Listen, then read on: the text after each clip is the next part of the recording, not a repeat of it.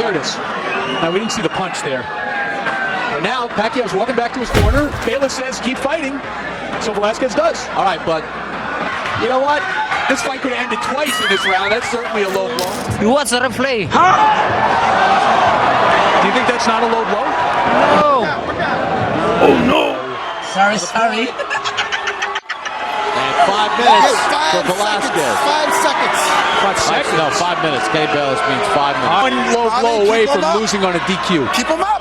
Again, disqualification. Understand?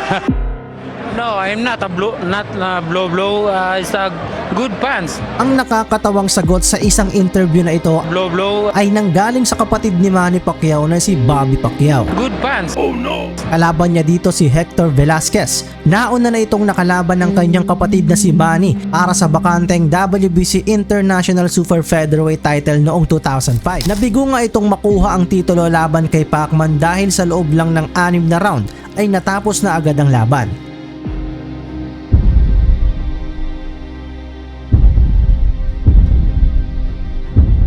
Isang taon lamang ang nakalipas at ang kapatid naman ni Manny na si Bobby ang kanyang nakalaban para subukang kunin ang WBC Continental America Super Featherweight title. Bago pa lang magsimula ang laban kung saan nagpapaliwanag pa ng rules ang referee na si Kenny Bayless ay nakataas na agad ang parehong kamao nitong si Bobby. Nakayuko pa ito at tila hindi nakikinig sa mga sinasabi ng referee. Sa unang round pa lamang ay nakatama na ito agad ng isang matinding kanan na hook na kinagulat naman itong si Velasquez at na-outbalance na muntikan pa nitong ikabagsak. Napaatras nga itong si Velasquez sa gulat at dumistansya muna dahil sa natamo niyang suntok. Hindi naman ito tinigilan ni Bobby na sinamantala ang pagkakataon at sinundan pa ng mga malalakas na suntok, ngunit ang huling suntok sa kanyang kombinasyon ay medyo malalim ang tinamaan. Nawarningan nga ito ng referee at sinabihan na taasan ang suntok. Natapos ang unang round na lamang itong si Bobby at sumunod na round naman ay nagpapakita na ng onting gulang itong si Bobby. Noong nag-clinch nga ang dalawa ay pasimple nitong binabatukan si Velasquez at bumitaw na naman ng isang low blow, ngunit hindi ito nakita ng referee. Nagpatuloy pa nga ang laban at inulit na naman ang pagsuntok sa bato kay Velasquez na siya din namang agad gumanti. Nahuli na ito ng referee at pinagsabihan ng dalawa. Nawarningan nga sila na huwag sa likod ng ulo patamain ng suntok. Time out. Look. No rough stuff. Understand? No rough stuff. Understand? All right, come on, let's go. Touch up. Pagkatapos nga nito ay nakalamang na naman itong si Pacquiao at nagbitaw ng magagandang suntok. Ngunit gaya nga ng unang round ay may naliligaw na mga suntok na masyadong mababa, kaya nasabihan na naman ito ng referee. Umpisa pa nga lang ng round 3 ay nagulat ang lahat sa matinding uppercut na binitawan nito na nakapagpatumba kay Velasquez para mabilangan ng referee. Pacquiao down to Velasquez. 6, 7, 8. You okay? You wanna fight? Do you wanna fight? Give me your gloves. Sumugod nga agad itong si Bobby dahil sa pagkaakalang kaya na nitong patumbahin ng kalaban. Ngunit bigo ito at nabawian ng matinding suntok ng kanyang kalaban. At hindi pa nga natapos ang mga low blow nitong si Bobby, kaya nabigyan na ito ng referee ng hard warning. Camp was talking about today. Hard warning. Bumirada pa din ng mga suntok itong si Bobby pero hindi pa din natigil ang mga low blow nitong suntok. Gusto sanang itigil muna ng referee ang laban, ngunit nakikipagpalitan din itong si Velasquez. To jump in. Big left hook by Velasquez. Pacquiao is hurt.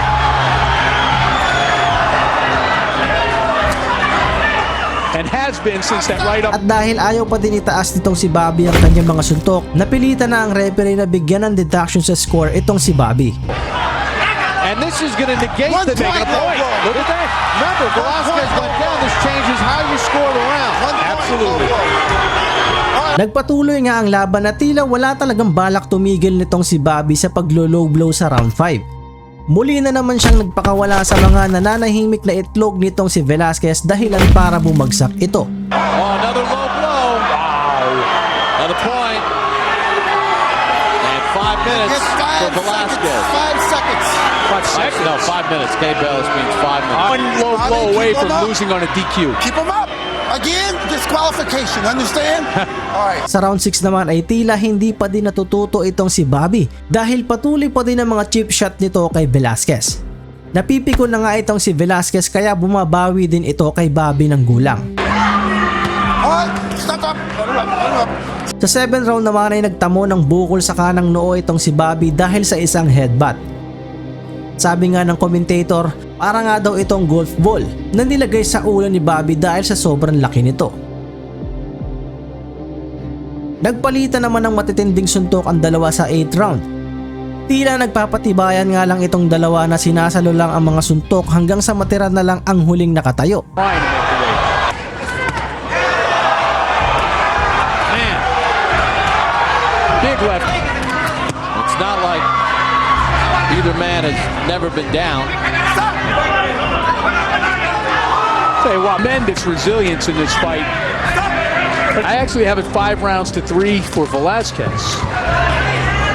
Munti ka na ngang madisqualify itong si Bobby noong 9th round, kung saan nilow blow na naman niya itong si Velasquez. Kahit sa laki ng mata nitong referee na si Skip Bayless ay hindi nito nakita sa kanyang anggulo ang low blow. Oh, that looked like the final low blow there by Pacquiao. Bago nga matapos ang round 9 ay tila nagpakawala na naman ng low blow itong si Bobby. It's there. Napaatras nga ng maigi itong si Velasquez sa sakit. Akala nga nitong si Bobby ay patitigilin na ng laban kaya naglakad na siya sa kanyang corner. Ngunit hindi na naman ito nakita ng referee kaya ipinagpatuloy na lang ang laban. Pero hindi ito narinig ni Bobby. Kaya sumugod agad itong si Velasquez habang nakatalikod si Bobby at binigyan ng matinding suntok sa muka. Pero pinigilan din ito ni Bayless kaya naiwasan na mapuruhan itong si Bobby. Here it is. Now, we didn't see the punch there.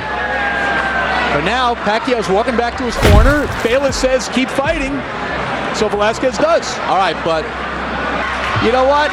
This fight could have ended twice in this round. That's certainly a low blow. Sa simula pa lang ng round 10 ay nahuli na naman itong si Bobby na sinuntok ang birdie ni Velasquez. Huling warning na ito ng referee at kapag naulit pa ang low blow ay tuluyan nang i-disqualify itong si Pacquiao. It's disqualification. One Do you more. understand? All right. Kahit nga ang mga commentator ay parang gusto na itong i-disqualify dahil halos kada round na lang itong ginagawa ni Bobby. Want to do that? But he just warned him. I Just stop understand. the action. Lamang nga itong si Pacquiao kung sa suntukan lang ang labanan pero nakakasira nga itong mga ginagawang low blow ni Bobby. Nakatama nga ito ng solid na suntok sa 11th round na sinang-ayunan din ng mga commentator. What a shot by Pacquiao. A left hand. Umabot na nga na parang nagre-wrestling na itong dalawa sa ring. Pacquiao with the tackle. A sack. At hindi pa din maiwasan itong si Bobby ang kanyang pagbira sa ilalim ni Velasquez. At hindi na ito pinalampas ni Kenny Bayless. Kaya tuluyan na itong dinisqualify at tinigil na ang laban. And this is, only 2 rounds overdue anyway. Namilipit nga itong si Velasquez sa sobrang sakit. Be curious to see what the judges' scorecards were. At tinatanong siguro nito sa kanyang trainer kung magkakaanak pa ito.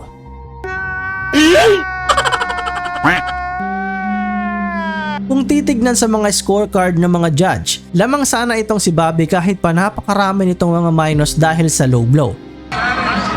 Nathan Palmer had Pacquiao up by 2 points.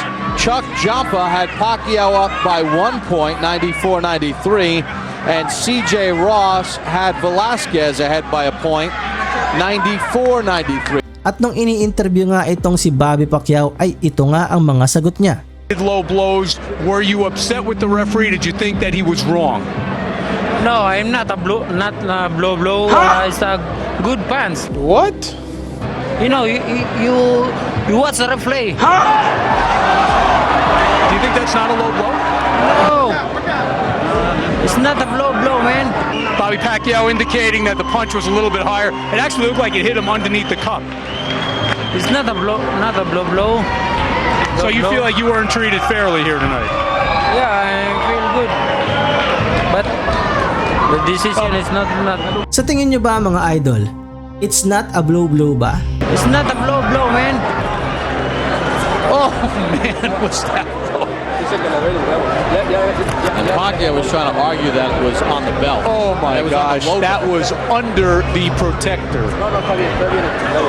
It was on the low. Wow. It's not a blow.